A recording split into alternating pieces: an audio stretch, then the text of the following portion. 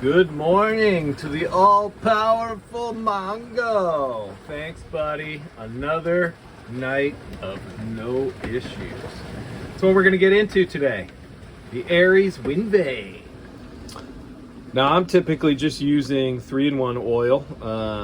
And then when this runs out, I actually just use automatic transmission oil because it's pretty viscous and it's inexpensive. So this just has the best little delivery system, especially with the screw cap one. First and foremost, I just kind of take a look at everything, make sure our control lines aren't chafed through or anything like that. But then the sketchy part, I've got to basically kneel right up here and get into that position so that I can then use all the oil at all the little spots.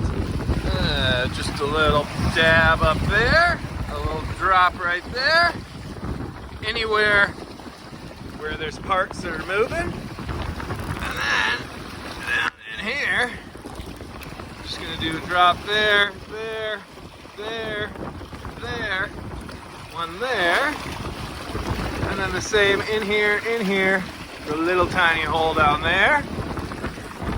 And then tricky one is down right in here. A little hole, give a good squirt, and we are oil. That is all it takes for this beautiful machine. Do it once a day, every day. So you'll notice the hairy line there, no longer there at the block, and that's because essentially where they dead end down on the rudder blade, I can go ahead and just pull that through about 6 inches or a foot, and that moves this area chafe. Now this is just on the outer coating, so it's not really a big deal. Hasn't compromised the strength, but what I don't want is that outer coating to chafe all the way through. Then I have to remove the whole line. You can sort of see this one getting a little hairy up here. But again, the moved section is back that way. And I have used grease to try and mitigate that a little bit, and that sometimes works.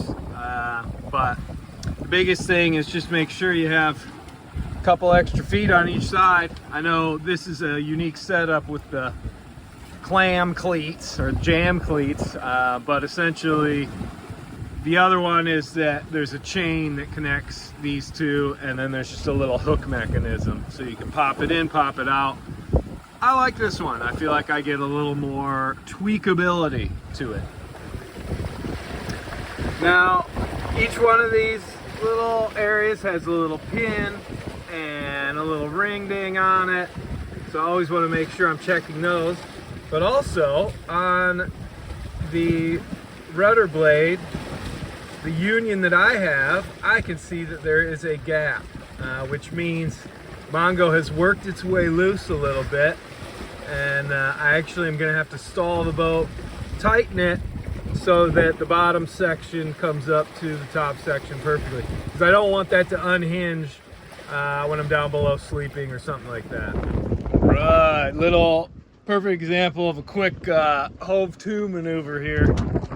See, it's just kind of a sloppy one. I'd sheet that stays a little more, but yeah, essentially I need to do a little something on Mongo, so quick little hove to, and then we're gonna be off on our way.